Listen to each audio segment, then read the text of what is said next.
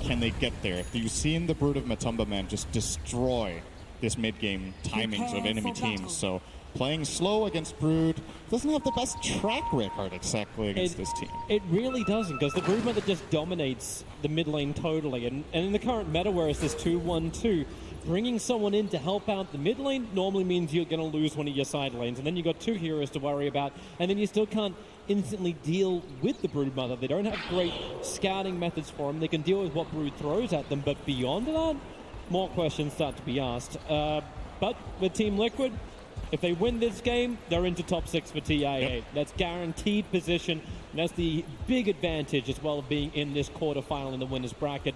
Top 6 at TI, you're already very satisfied. Obviously, Liquid, though, won't be satisfied until they've got the whole win. And a good start would be killing off Picap. Yeah, this is maybe all. Let's see. Ti8 starts. Rolling Boulder will connect. Kuro's got the magic missile. Doppelganger already. Picap, which one's the real one? They can't work it out. They magic missile and attack the wrong one. He's just auto running to the left. Nice bait. Oh, it's just like, we're going to start this way with Optic every single time. Such a simple mind.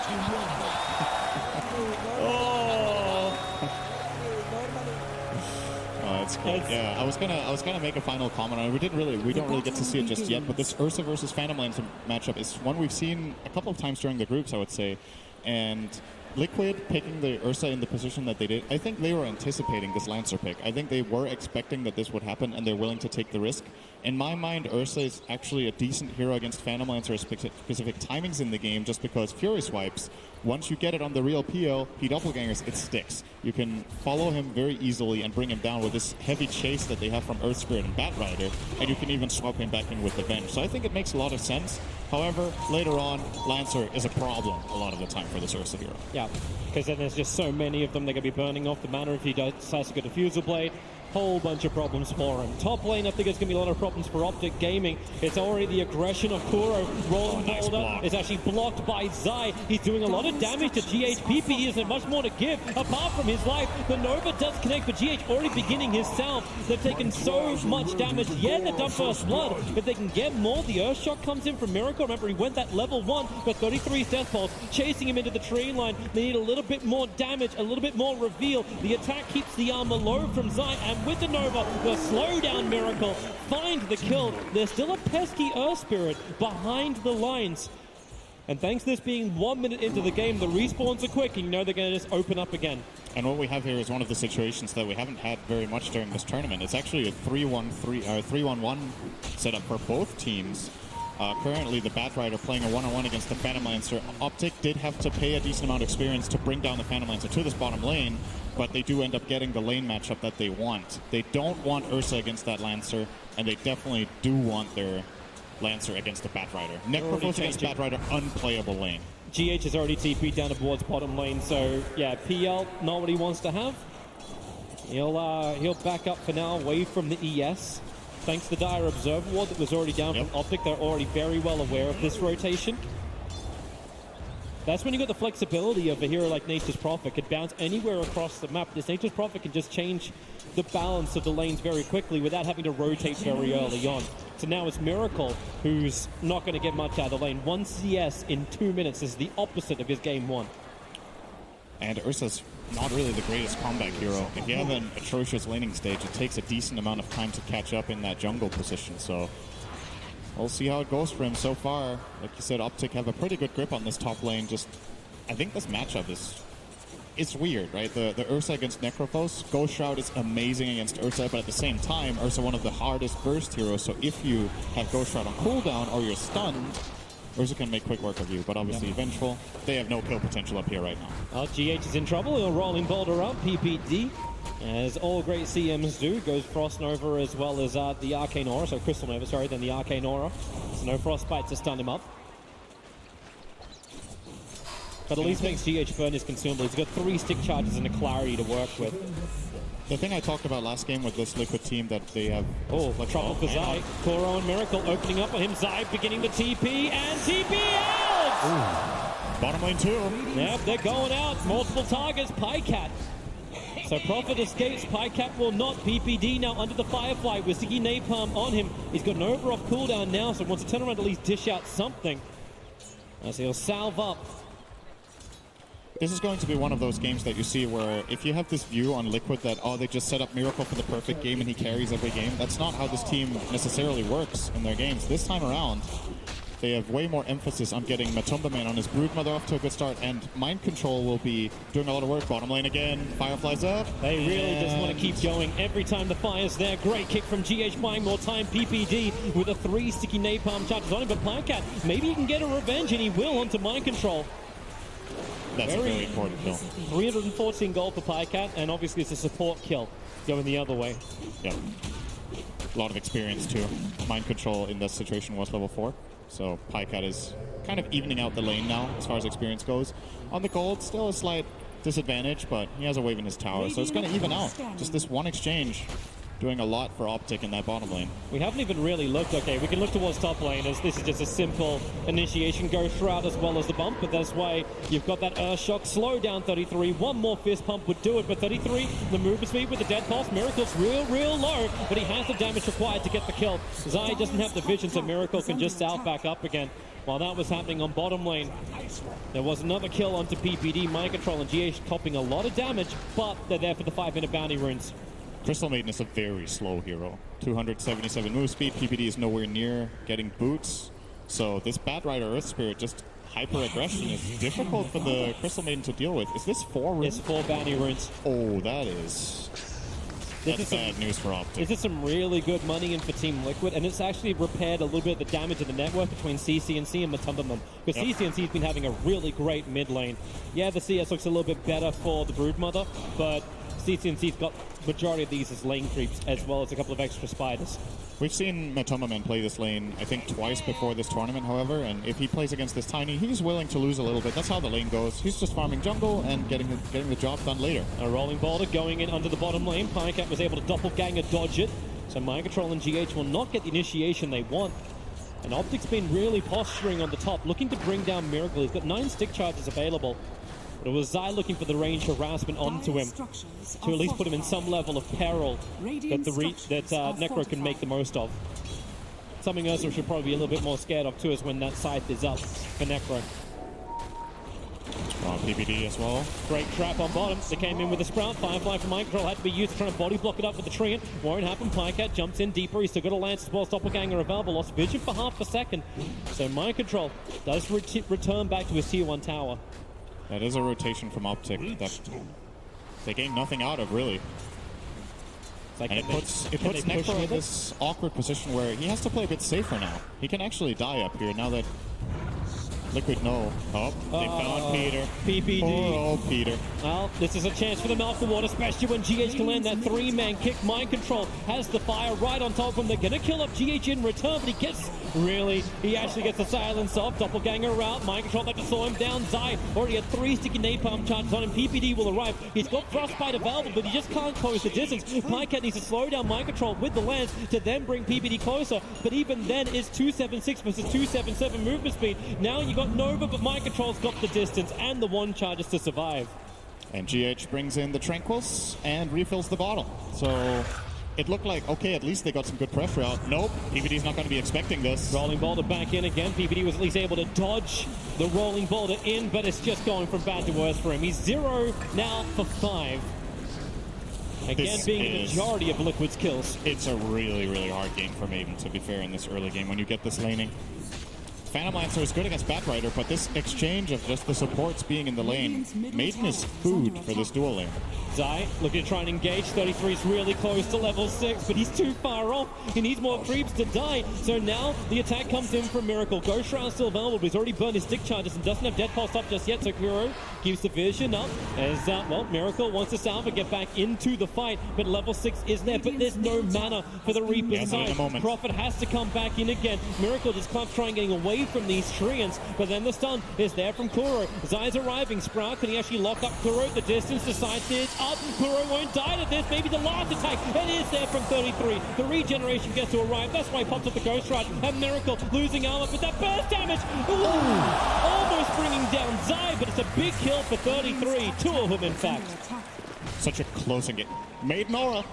That's that global clarity. It actually made the difference. 33 got his Reaper in time. Oh, bottom lane. Hey, at least no, Maiden not can again. stay alive for a little bit longer. No, he's okay. He's fine this time. There's too much harassment actually coming in to mind control when he goes in this deep now. Should have also flagged at mid lane. Tier 1 tower was CCNC brought got the down by tower. CCNC. This is closing up the area that Matubman has to play in. Obviously, you can still move very fast inside of the webs. This is what you want to do if you're playing against Brood. If you can't hunt Brood and kill it, at least put pressure on the tower constantly so you get something out of it. Either Brood has to go back and defend, which costs farm, or you just get that free map control. And very nice from CCNC is coming for him. Oh, he's not going to find him here. It looks like he's waiting for it, but Matumba. G8, they're going again on bottom lane. Pycat's going to use his doppelganger, just trying to get away. It's a good stack, and that's why Mind Control has that Firefly down with the sticky napalm level 4. Just try and burn through a PPD or probably try and time this Nova right if you can catch GH out in the tree line. CCNC even comes in looking for this, and Zai TP's in, but he doesn't get the sprout into Mind Control. Didn't get the right angle on the... I think this is not where he wanted to teleport in. He teleported in a bit of an awkward spot and had to try to blind cast the Sprout. Not having boots on the Nature's Prophet either. This lineup is actually just moving pretty slowly across the board. Nobody has good move speed in their team. Nice toss in from TCNC. He actually threw his tree and I think got like 10 CS of spiders with one swing. Really trying to make sure that the Tupperman doesn't have a free time. They've even got the Observe Ward blocking up the camp. All right, this time around Optic will get bounty rings, so that's good news. It's like an even trade-off for 2. Yeah, bottom lane though, Mind Control's looking for the kill. Land Flash, you have Lasso up and running. PL needs to be able to doppelganger away. Rolling Boulder, they kept the control going so long, and PPD, mercy, mercy, mercy. The Crystal Maiden is now 0-6. And life is very hard for her, but it's the diminishing returns. There has to be diminishing returns eventually on this. Maybe with the Haster and CCNC can work with Zai. They have the Observer Ward down. They're looking for the Brood, but Matumba's in pretty deep. He's playing this very well. Has a good read on what's going on. Rolling Boulder in. They're looking for a double. Kick is going to not be there. They turn on the magnetizer set. Oh, the kick is still there. CCNC can't escape from this. Toss was still on cooldown. Sakuro swapping Zai back into the fight. And then the perfect body block and control. Now, Tubberman's been keeping up, but now he's ahead. Number 1 on the net worth with those 2 kills. I've talked about this during the group stage as a similar, like, a concept that you see some teams play better than others. I think Liquid's one of the absolute best at this, is playing around your strong heroes. They take advantage of... You see, they realize, okay, Miracle's not in the best position in this game. We're going to help him a bit, and then we will put so much pressure on the rest of the map that Miracle gets to be a force in this game. He didn't really truly have to play comeback just because of how much they played around Mind Control and now around the Brood of Matumba. Pycat looking for a GH. He's just so damn good. Mind Control. His Firefly will wear off. They summon up the treants. They want to go in deep. GH wild. Rolling Boulder this time gets him into safety at least. But his kicks have been totally on point. And it just seems so logical, right, when you look at it. We have this strong hero that can do something right now. We should take advantage of this, play to that hero's strengths, so we get fights. And in turn, if we do it properly, it relieves pressure on the other lanes. And that's basically what's given Miracle this he's almost back to 3rd net worth in this game. Nice Sprout reveal on bottom Mind Control. And the fortification of the Dire creeps. It keeps the Tier 1 tower alive in middle, which is what Matubman is trying to take at the moment. But allowing them a little bit more pressure onto the Tier 1 tower with the rotation of CCNC. You kind of hope they would get more out of this. Yep. But it doesn't happen for an Optic fam. Pycat just TP's back into farm. He is going to go that Diffuser Blade after the Tread Sequela. This Vanguard on Mind Control is actually really good this game. Are scanning. When you're snowballing this hard from the laning stage, you just look at, okay, how can I be the biggest pestilence in fights that they can't deal with? Largely, he can ignore Treants, largely he can ignore the PL illusions, and just this early on, they are not killing him without a Reaper, I think. And Necrophos doesn't want to go there. So, can feel very confident. I'm curious to see if Mind Control goes for a dagger now, or if he even goes just a full-on combat build with Vanguard and Pipe, and just runs into them and fights. And he's like, try to kill me. I have a swap behind me. He can get the Blink Dagger later if they really require it. That's what will allow him to at least catch up to Zai. And Zai's a threat, but a threat you can see coming from a very long way away. And Mind Control maybe thinks about the fight. The Nova will scare him off. And again, Matubman attacks in towards the mid. Pycat was there, looking for a denial. Has to doppelganger himself away. Matubman already burned off the Insatiable Hunger. 33 TPs over. Kuro's nearby. But they don't have extra support. Zai is currently farming up inside the Radiant jungle. And it might not look that big, but this TP from 33 is actually going to matter quite a lot. If he gets spotted on a ward, I think they saw him in the river, so now they know he's crossing toward bottom. And this is Miracle's cue to just play aggressive top. Knows there's no Necrophos here. He TP'd mid. There's no other way he could have got here in time, so you just redistribute your resources. Sure, you guys can have the bottom tower. You, in some way, you kind of argue they over-rotated. They brought 4 heroes down here. Great ops. Mind Control instantly has his smoke being broken. And Optic do want to try and fight. As you said, like they have their own Observer ward. So 33 will walk under it. The T1 tower was lost on bottom. CCNC has Blink Dagger ready to initiate. But he's not finding his target, so they instead add pressure onto bottom lane. Mop up the creep wave, push the tier 2 tower a little bit. But Liquid are happy with this. Straight Roshan trade-off. Optic Gaming are nearby, but they cannot contest this. They do not have the power. Brood and Ursa is such an exceptional Roshan combo. Very easy. Aegis, they put it on Matumba, man. This Brood is getting ready to rock and roll. They know he's the richest hero in the game. And arguably a better hero to have Aegis on than Ursa. Usually Ursa with Aegis, it can be a little bit tricky, like which life do you enrage? It's similar to when you have BKB. Do you BKB your first or second life? Bottom lane attacks coming in. They need to get that stun control and then follow up with the Reaper's Sight, but Mind Control hasn't taken enough damage just yet. He's so damn tanky with the one charges too. They'll get the lasso out, so Tiny just has to remain for a moment, and they swap inside. No escape for him. He's not even beginning his TP. He just remains stationary. And Optic lose too. They do not claim that bottom tower, and they don't even in any way threaten the Aegis. Oh, looks like the Aegis is going to threaten them. Instead, found the wrong one. Good move again by Ti8. If the right one gets found there, he actually dies.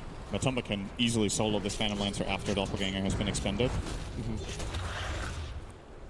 Ti8 still needs to get stronger. Exactly. We were looking at this game and we're looking at, okay, Optic, you need to get this Phantom Lancer to a strong state in the late game and not lose full control of the map on the way there. And Liquid are just dominating them. Again, it's a huge advantage. And especially Lancer not doing better than this in lane hurts, because you, ideally at this point, you want to have this diffusal completed. So he's like 1,000 to 2,000 gold behind par for the course, I would say. And they're going up to top. Miracle jumps in, goes up beside the Sprout, pushes Miracle. Well, pushes him away and leaves Miracle contained. But so easy to cut out, always with Quelling Blade in hand. And look at Mind Control's item build. How is anyone gonna die when this Batrider has Crimson Pipe minute 20? Oh, I know how everyone can die, but they're all Optic players. Yep. Ti8 initiated on. CCN3 throws the tree in here, and he doesn't actually blink to go for the Avalanche Toss. In fact, he's diffusal up. Matumba turns around for the fight, so now the Avalanche Toss will arrive, but Necro has to help defend. The Death Pulse can chase the spiders. And that's all Matumba wanted. Diving for that kill will take forever. He was hoping to get a response out of a hero, and he forces the TP. That's good enough. Oh, here comes CCNC. Avalanche and Toss. They'll combo together nicely to get the kill on corner. Though. Yeah, it's problematic. Your Scepter up. It's his defensive one. Overwhelmed. Again, GH combining with Matumba. GH has been in 15 kills in 17 minutes on this Rift Spirit. Just really excellent read on the map, like where he can have the biggest impact. He plays with the Batrider for a long time. They trash that lane. He's like, okay, that's good enough. Let's go and play with Matumba, man, who just got the Fusel. They get these kills mid. It's just very systematic good play, really. Yeah. There's not much else to say. They're doing all the right things. Do they take out all the remaining out of towns? Like, do they continue to look for fights before they go high ground? I think they grab the top tier 2 at least. These bottom towers are pretty annoying to get to. The distance from the bottom tier 2 of their own to that tower, it's a very long reach. When you've taken Roshan, it's a better play because then the enemy team can't really trade off by going for Rosh while you're pushing these bottom towers really far away. But they don't really have that much value right now. I think they'd rather take the top tower and then go there, if anything. Or if they're feeling confident, they could look to even high ground from the top area. It's a smoke gang. They're coming after Miracle on top lane. Ti8 will need to slow him down. But the ping is already on the way. So Kora's pinging it out. They have a lot of vision around that bottom Dire Shrine. That's why Matumba is just farming that area. So the ping came in. Vision close. The Nova. It does not click Miracle. Sixth sense there for Miracle. When you go for smokes like these, every second matters because it becomes more and more apparent what Optic are doing. Brood is covering the right side of the map with an Observer Ward placed by Kuro. The mid lane is empty, and nobody's at the bottom tower. So where could Optic possibly be? I think Miracle there. I thought he was going to back earlier. He really stretched that as far as he could without getting caught. But the right read, and they will be going for the bottom tower after all. So now that they've forced the Optic team to go top to Miracle, who was just pressuring this tower to, well, if you guys don't come here, I'm going to take the tower. If you do, we'll just swap to the other side of the map. And they will grab at least one here, maybe two. We'll see. Top lane. TPs up towards the top lane. ES came into the tier 2 tower. Kuro will arrive with mind control. No blink dagger available, so lands from Pycat. Tries to slow him down, but he doesn't have doppelganger. 33 can't really save him. Prophet's coming in through the rear. They'll lasso and drag Pycat down. Now he's not got doppelganger available. The kick and silence is pretty good from GH, but there's a lot more support arriving in from Optic. GH in the tree line. They'll take anything they can, but CCNC once more. Avalanche and toss onto Miracle, but CCNC interrupted by the magic missile of Kuro. Miracle just has to enrage and TP out, and somehow GH is still running away from Pycat all the way up on the north. 33 can't find his own target. Maybe with the Yor Scepter they can bring down Kuro. Reaper Sight is still available. Finally the kill happens up on the top. Liquid heavily split, but mind control's not done yet. The flame break onto 33. He'll go Shroud and get that regeneration out. Zai finishes up the tower. Mind control still can't get closer. However, maybe when PPD is this slow, they can actually do it. He has to frostbite and run to the side. CCNC's got combination available. PPD will finally drop, and they just want to leave the Reaper Sight on the bottom. They find the kill onto Matumba. A huge kill down for so long, and a huge amount of money in for 33. Matumba was down here this whole fight. He didn't TP to his team, just splitting the map, getting the bottom tier 2. Money. Oh, okay. No money. He stopped to summon trees. Oh, it's actually hard to kill this courier because it has a plate mill. That's pretty convenient, right? Doesn't hit very hard when you have a plate mill on it. Well, the Brute's damage bottom, I would say, is worth a death. He took the tier 2 and 1/3 of the tier 3. There might have been a time there for Matumba Man to back out, but what he did force was the rotation from both the PL and the Necro to come down there, and that's what secured Liquid that fight in the end. Had he escaped that without losing his life, it would have been very clean from them, but mistakes do happen. Yep. Yeah, she have a quick look at this fight again up on top. So underneath the tier 1 tower, CCNC already forced to retreat, but they just wanted to force this so hard. You see Miracle casting the Enrage there in anticipation of the Reaper's Scythe, but that makes 33 hesitate for a moment. His blink comes off cooldown, he gets out. Now he used they catch this Venge, but they can't Reaper him, and I don't think he wants to either. Good thing for 33 he didn't, actually. He ends up using that bottom to kill that Brood Mother. Yeah, she kind of wondered like what this fight would have been like if PL didn't go chasing after a support. Have a breather. Why am I so greedy? That's the face of a guy saying, why am I so greedy? That's Matumba, man. He's meant to be the unbridled aggression. Optic are back into their farming. Zai with Wrath of Nature just keeps pushing out the lanes. And this is where Optic can stall things up. The fact that Nature's Prophet, he's finished up a Spirit Vessel. He can keep the side lanes going. They've got great wave clear Optic. So pushing high ground is a very risky thing for Liquid. One person goes down to Reaper's Scythe. They're dead for a very long time. If you want to commit the buyback, sure, but it's Optic who can defend quite comfortably from range. If they hold out long enough, this Phantom Lancer will be pretty scary. So, absolutely, that is... He's catching up on the net worth. He's almost the same as the Earth. And now they go towards the mid, but Kuro has the distance. They didn't have enough information about the position of all the Radiant heroes to commit for that kill, and it's also a low-value kill anyway, so they don't want to risk anything to get this Venge. Liquid again with a good map read. Is Matumba waiting for a fight? He's just sitting on top of this Ancient for the last like 20-25 seconds. Puts down an Observer Ward. Zai actually did that on the other side of the trees, so Matumba shouldn't be aware of it. Yep. Oh. He's looking for someone to come and farm. He's lurking. This is pretty dangerous if he just goes up the high ground here. Comes over, goes after CCNC, Avalanche and Toss will kill off his army with the Wrath of Nature. Matumba just turns on the Insatiable Hunger. Pycat That's a bit crazy. Underneath the shrine. He doesn't want to commit for this, but he will when there's extra support. Mind Control's got Blink and PPD. Not again, not like this. He's going to be jumped, lassoed back, and the Crystal Maiden is mauled. This play is really similar to the Alchemist play from last game where Miracle didn't ulti or didn't have it and ran at the enemy team. It's like Matumba, this looks like such an awful position. Like it looks like he's overdiving. The whole team is behind him in a smoke, and Optic actually with a really good read to not commit for that Brood kill. But see, you're just looking at the situation like this. This is kind of a crazy dive. Where's everybody else? Yep. And they're getting the trade-off in the meantime. 33 pushing out this bottom lane like he wants to get out of here. Zai will die, and 33 won't have to take the same sacrifice, but he has an Aghanim Scepter fully completed 24 minutes in on 33. Yes. Could be a big item. They still have the problem of getting the heroes down to half health in the first place. Yeah. But once they get over that step, it will get interesting. So CCNC with a Shadow Blade should be able to do that on most of the Radiant cores. And obviously Ti8 with just 1 or 2 extra items. Time is ticking. Liquid are not actually gaining. Look at the gold graph. It's plateauing. It's been 6 minutes, and they're not really making progress. That's not necessarily a problem for now, but if they do take a bad fight, it could become problematic. This Roshan should belong to them. Yeah. And then we'll see what they choose to do with it, if they try to high ground or not. And that's the big enabler, right? Like, Team Liquid need to have this Aegis and cheese so they can just go high ground, so they can take the fight that you're talking about. And I think the key in this coming fight is that Mind Control tries to find Necrophos. If he manages to do that, that would be really big. For him, though, he doesn't have a Force Staff in this game with the build that he went. He went for a way more teamfight heavy, less skirmishy item build. So if he does catch this Necro, counterplay is available. He can't Force Staff the Necro into his team, so he's got to be a little bit careful with how he goes about it. You don't want to lasso Tiny, because it lasts 1 second. Yeah. And Phantom Lance is a pretty difficult catch, so it should be pretty clear that he wants... GH can be revealed by this Observer Wall, but the Blink Lasso has already come out. Zai's going to get caught. GH will be there to support, and PPD for once is not the man who's dying. Oh, no. Okay. He flew the other direction, almost full-on cast curse. PPD was aware that all their lockdowns used both lasso and kick, I believe, went into that kill on the Nature's Prophet, so was able to get out. Miracle. Yeah, he's got that Observer. We're just watching the PL Illusions farming. This very thick coverage of the dire jungle.